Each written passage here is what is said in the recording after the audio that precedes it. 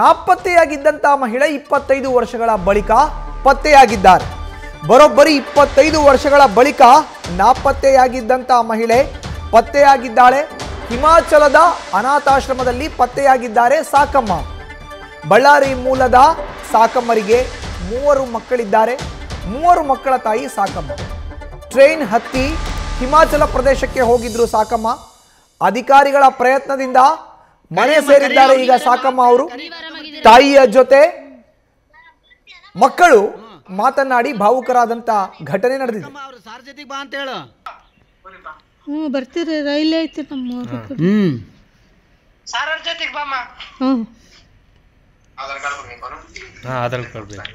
Aadhaar card ಸಿಕ್ತಾ ವಿಕ್ರಮ್? ಇಲ್ಲ sir, ಅದು ಆಧಾರ್ ಕಾರ್ಡ್ ಇಲ್ಲ ಸರ್, ನಮಗೆ ದಾಸ್ ಇಲ್ಲ ಇಲ್ಲ ಸರ್. ಹಾ ಹಾ ಹಾ ನಿಮ್ಮ ಚಿಕ್ಕಪ್ಪ ಅವರೆಲ್ಲರ ಹೆಸರು ಹೇಳು.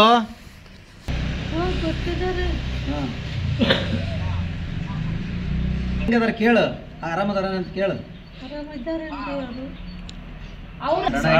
ಬಳ್ಳಾರಿಗೆ ಬರ್ತೀನಿ ಅಂತ ಹೇಳಮ್ಮ, ಗುಗ್ಗರಣಿಗೆ ಬರ್ತೀನಿ ಅಂತ ಹೇಳು.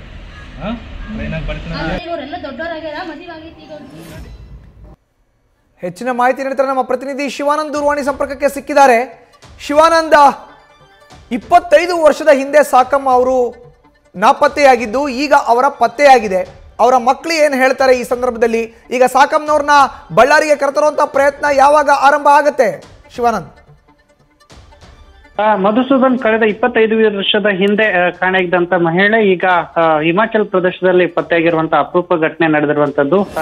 ಕಳೆದ 25 ವರ್ಷಗಳ ಹಿಂದಷ್ಟೇ ಹೊಸಪೇಟೆಯಿಂದ ಏನು ಹಿಮಾಚಲ ಪ್ರದೇಶಕ್ಕೆ ಏಕಾಏಕಿ ಆಕೆ ಸಾಕಮ್ಮ ಅನ್ನುವಂತ ಮಹಿಳೆ ಪ್ರಯಾಣ ಮಾಡಿರ್ತಾರೆ. ತದನಂತರದಲ್ಲಿ ಹಿಮಾಚಲ ಪ್ರದೇಶದಲ್ಲಿ ಕೆಲವೊಂದಿಷ್ಟು ಪ್ರದೇಶಗಳನ್ನ ಸುತ್ತಾಡಿದ ನಂತರದಲ್ಲಿ ಆಕೆಗೆ ಸ್ಥಳೀಯವಾಗಿ ಆಶ್ರಮದಲ್ಲಿ ರಕ್ಷಣೆಯನ್ನ ಕೊಡುವಂತ ಒಂದು ಕೆಲಸವನ್ನ ಹಿಮಾಚಲ ಪ್ರದೇಶದ ಕೆಲವೊಂದಿಷ್ಟು ಅಧಿಕಾರಿಗಳು ಮಾಡಿರ್ತಾರೆ. ಆದ್ರೆ 25 ವರ್ಷಗಳ ಬಳಿಕ ಏನು ಈಗಾಗಲೇ ಅಧಿಕಾರಿಗಳ ಮೂಲಕ ಒಂದು ಮಹಿಳೆಯನ್ನ ಪತ್ತೆ ಮಾಡಿರುವಂತದ್ದು. ಅಂದ್ರೆ ಈಗಾಗಲೇ ಮಂಡ್ರಿ ಜಿಲ್ಲೆ, ಹಿಮಾಚಲ ಪ್ರದೇಶದ ಮಂಡ್ರಿ ಜಿಲ್ಲೆಯಲ್ಲಿರ್ತಕ್ಕಂಥ ಈ ಒಂದು ಆಶ್ರಮದಲ್ಲಿ ಕರ್ನಾಟಕದ ಮೂಲ IPS ಅಧಿಕಾರಿ ಕೂಡ ಇರುವಂತದ್ದು. ರವಿಕುಮಾರ್ ಅನ್ನುವಂತ IPS ಅಧಿಕಾರಿ ಈ ಮಹಿಳೆಯನ್ನ ಮಾತಾಡಿಸಿದಾಗ ಆಕೆ ಕನ್ನಡವನ್ನ ಮಾತಾಡ್ತಾಳೆ. ತದನಂತರದಲ್ಲಿ ಆಕೆ ಹಿನ್ನೆಲೆಯನ್ನ ವಿಚಾರವನ್ನ ಮಾಡುವಂತ ಒಂದು ಕೆಲಸವನ್ನ ರವಿಕುಮಾರ್ ಅನ್ನುವಂತ IPS ಅಧಿಕಾರಿ ಇವರು ಹಾಸನ ಮೂಲದವರಾಗಿರುವಂತದ್ದು. ಅವರು ಮಂಡ್ರಿ ಜಿಲ್ಲೆಯಲ್ಲಿ ಏನು ಕೆಲಸವನ್ನ ಮಾಡ್ತಿರುವಂತದ್ದು. ಹಾಗಾಗಿ ಆ ಒಂದು ಆಶ್ರಮಕ್ಕೆ ಅವರ ಬರ್ತ್ಡೇ ಸಮಯದಲ್ಲಿ ಏನು ಆಶ್ರಮಕ್ಕೆ ಭೇಟಿಯನ್ನ ನೀಡಿದ್ರು. ಆ ಒಂದು ಆಶ್ರಮದಲ್ಲಿ ಕನ್ನಡ ಮಾತಾಡುವಂತ ಒಂದು ಸಂದರ್ಭದಲ್ಲಿ ಆಕೆ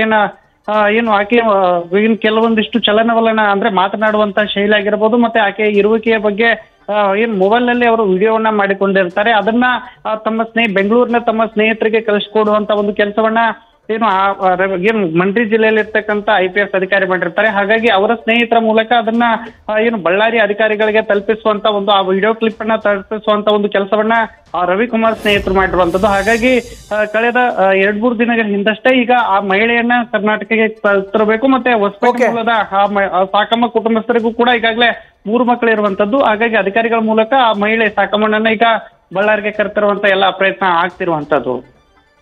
ಧನ್ಯವಾದ ಶಿವಾನಂದ್ ನಿಮ್ಮ ಮಾಹಿತಿಗೆ. ನ್ಯೂಸ್ ಫಸ್ಟ್, ನಿರ್ಭೀತಿಯಿಂದ ನಿಮ್ಮ ಪರವಾಗಿ.